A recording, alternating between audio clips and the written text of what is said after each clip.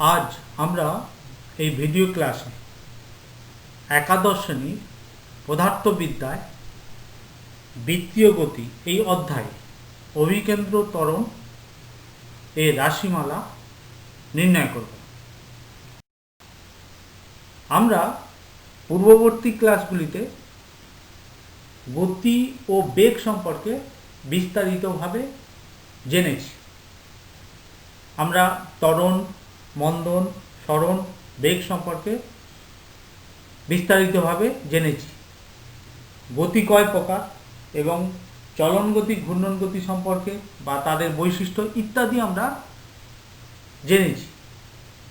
বৃত্তীয় গতি এই অধ্যায়টি শুরু করার সময় আমরা রৈখিক সরণ অর্থাৎ সরণের সঙ্গে কৌণিক সরণের সম্পর্ক কী, রৈখিক বেগের সঙ্গে কৌণিক বেগের সম্পর্ক কী এবং তা প্রতিষ্ঠা করেছি। রৈখিক ত্বরণের সঙ্গে কৌণিক ত্বরণের সম্পর্ক আমরা প্রতিষ্ঠা করেছি এবং আমরা জেনেছি যে বৃত্তাকার পথে সমদ্রুতিতে গতিশীল যে কোনো বস্তুকণা বৃত্তের কেন্দ্র অভিমুখে একটি ত্বরণ ক্রিয়া করে, যেটিকে অভিকেন্দ্র ত্বরণ বলা হয়। অর্থাৎ অভিকেন্দ্র ত্বরণের সংজ্ঞায় আমরা এভাবে বলতে পারি, সমদ্রুতিতে বৃত্তাকার পথে ঘূর্ণায়মান একটি কণার বৃত্তটির কেন্দ্র অভিমুখে একটি ত্বরণ থাকে, যাকে কেন্দ্রমুখী ত্বরণ বা অভিলম্ব ত্বরণ বা অভিকেন্দ্র ত্বরণ বলা হয়। স্ক্রিনে আমরা ও বিন্দুগামী একটি বৃত্ত, কমলা বর্ণের বৃত্ত দেখতে পাচ্ছি। এখন আমরা অভিকেন্দ্র ত্বরণের রাশিমালা প্রতিষ্ঠা করি। বৃত্তটির পরিধির উপর যে কোনো বিন্দু এ নিচের দিকে অবস্থান করছে। ওই এ বিন্দুতে একটি লাল বর্ণের বস্তুকণা অবস্থান করছে। এইবার বস্তুকণাটি এ বিন্দু থেকে যদি বারবার পরিধির উপর সমদ্রুতিতে গতিশীল থাকে, তাহলে এ ও বরাবর বস্তুকণাটির একটি ত্বরণ ক্রিয়া করে, অর্থাৎ বৃত্তটির কেন্দ্র অভিমুখে একটি ত্বরণ ক্রিয়া করে। আমরা লক্ষ্য করছি বস্তুটি এ অবস্থানে যখন থাকে তখন তার বেগ স্মল ভি এপি বরাবর ক্রিয়া করে, অর্থাৎ বৃত্তটির স্পর্শক বরাবর ক্রিয়া করে। এখন বস্তুটি যদি খুব ক্ষুদ্র সময় টি এর অবকাশে এ থেকে বি অবস্থানে যায়, তাহলে বস্তুটি কেন্দ্রের মধ্যে একটি কোণ উৎপন্ন করে।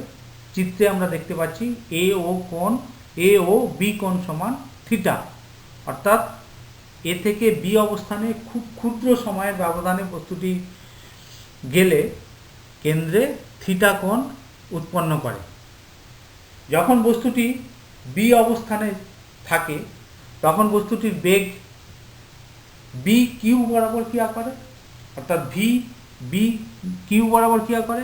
এই অবস্থায় ভি এর দুটি উপাংশ যদি নেওয়া হয়, বি আর বরাবর ভি কস থিটা এবং তার উলম্ব দিকে অর্থাৎ বি এস বরাবর ভি সাইন থিটা হবে।